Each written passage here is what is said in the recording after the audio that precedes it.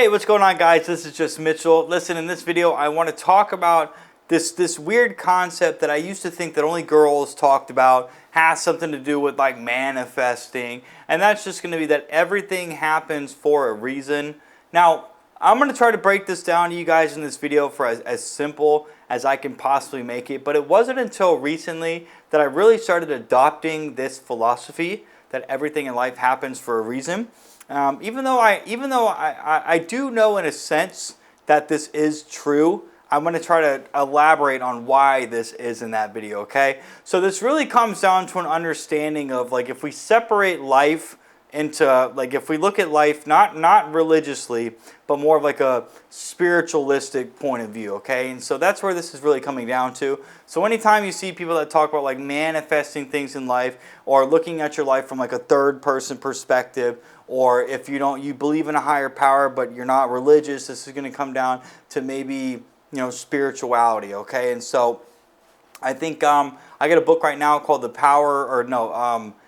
Happy Pocket Full of Money, which is a very spiritualistic book, and I love that book. It's phenomenal. And so basically what this comes down to is everything happening for a reason. Okay, so let's look at this. I fully believe that if there is a situation in which you can control the outcome, then in that case, then yes, anything you do to influence a certain outcome is going to happen for a reason. So, for example, I'm 29 in a wheelchair.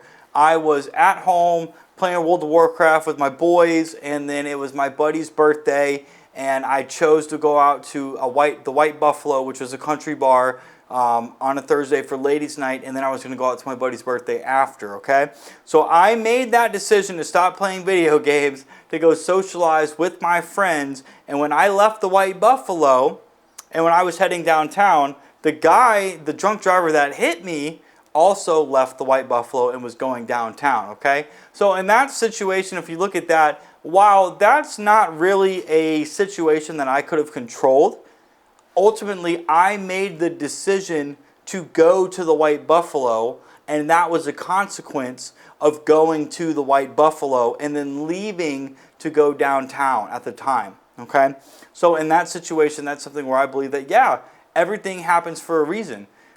Here's a different way that we can look at this. Here's something that I think everybody can relate to. I'll give you some different examples. Maybe you were in a relationship with somebody that you really liked, they broke up with you, or maybe you had a job that you thought was going well and then you got fired. And these two situations right here, again, these aren't anything that you can control because you can't influence somebody else's decision for you.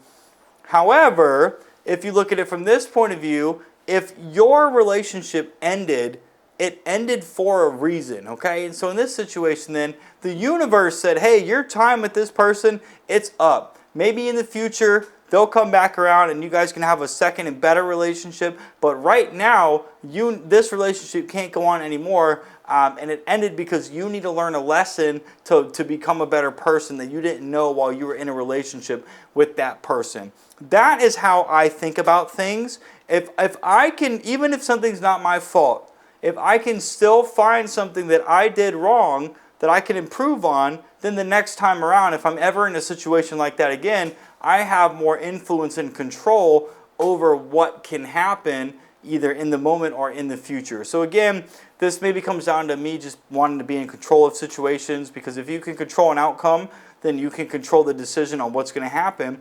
But in this situation of getting broken up with, maybe, it's very possible that you just weren't the person that you needed to be, or maybe the universe was like, hey, this wasn't your person, this isn't who you're supposed to be with. And every time a relationship ends, be thankful that you were in that relationship, but then learn from your mistakes if you made any.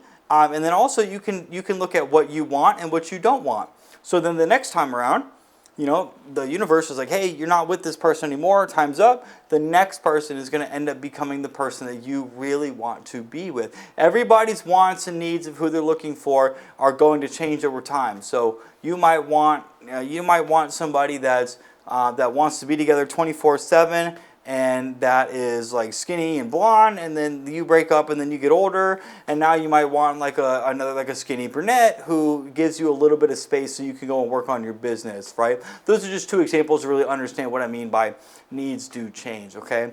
Now, I want to go ahead and preference that this is a lot different. And so if you've ever, this might aggravate some people, and if it does, I'm not apologizing, because to me this makes sense. But if you're using God or your God based on your religion as the excuse to dictate what's going to happen, I think that's just you not taking accountability, okay? I don't think it's correct. I guess in my eyes, I don't think it's correct to say like, oh, God wanted me to do this, or this isn't God's control, especially if it comes down to something that you can control, right? I understand that God's a higher power, and I do believe in God, but I don't let situations like this where I can control an outcome, I don't leave it up to God, if that makes sense. Now maybe that's because I'm not fully invested in religion like a lot of other people that I do know, but that's just the way that I look at things, okay? So coming down, then if everything happens for a reason, let's talk it like, maybe for business, for example. If you are not business, but work. If you had a job and you were, let's say you were at a job, you were making okay money and you kind of hated it, and then you're, next thing you were looking for another way out, like a new job. Well, if I said you got fired, I don't know why you got fired, but that could have been the catalyst for you to go out and look for a better job. Because if you had the experience to get a job that pays you more, then you're more qualified to go and apply for that. So then you can get the job where you get paid more and you might be treated better as well. So in that situation, the example I gave you didn't really make any sense, but if you got fired from that job for whatever reason, that could have been the catalyst, that pain that caused you could have been the catalyst for you to go out and look for a better job that pays you more and treats you better, right? Now, a couple books. So there's a book that I'm reading right now called The Power of Now, which is another like spiritual book. I think it's it's The Power of Now by Eckhart Tolle, I believe is the book. And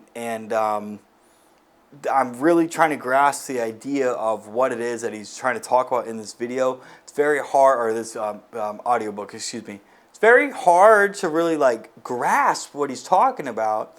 But again, with the spiritualistic stuff, so he says that everything that we view or do in the present and the future comes from what happened to us in the past. So I was just talking on Instagram to try to warm myself up for like videos like these. And with that in mind, let me try to explain what I mean by that.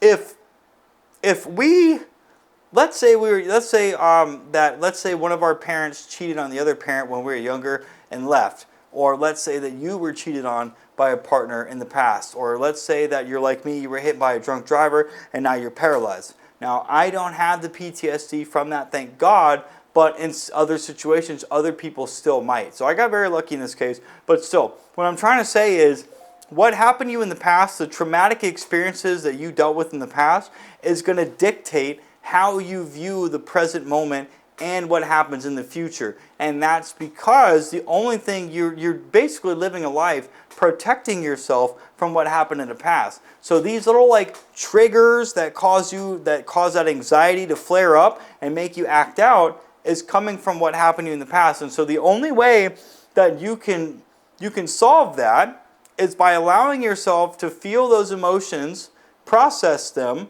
so that way once your brain processes it, you're no longer going to feel the hurt or the pain or the shame or the guilt from experiencing what it is that happened to you in the past. And unfortunately, you have to be able to talk about that. Now, if you've got experiences that happened to you when you were like younger, that might be so far out of your mind that you're not even going to remember what happened there, because that's so far deep in your subconscious mind. So at that point then, if we understand that talking about things allows you to feel the hurt or the pain while you talk about it, so you could process that emotions.